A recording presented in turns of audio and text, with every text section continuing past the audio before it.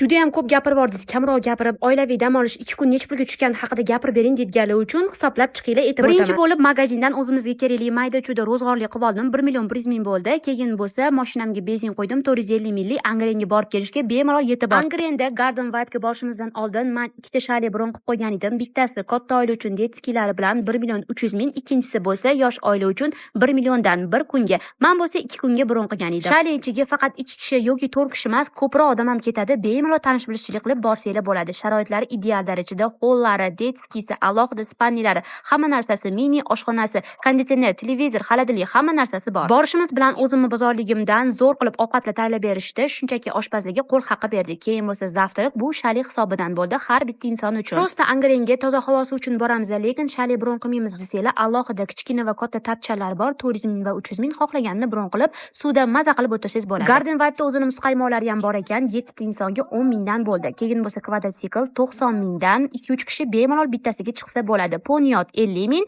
katta ot bo'lsa 90 ming. Uyog'ini tanish bilishchilik qilib, ozgina kelishib olsangiz ham bo'ladi. Hayvonot bog'i kirib polni aylanib chiqishingiz 25. Obedda o'zimni masalliqlar bilan o'zim ovqat qildim. O'choq qozon mutlaqo bepul, xohlagancha foydalansangiz bo'ladi. Keyin bo'lsa tapchalarda o'tirdik, shali hisobidan bir safar, keyin oxirida ketayotgan kunimizda baliq qovurib yedik. Bu 3 kilosi 360 ming so'm bo'ldi. Oshpazlarning o'zi zo'r qilib qovurib berishdi. Endi hisoblab chiqamiz, nech pul ketdi.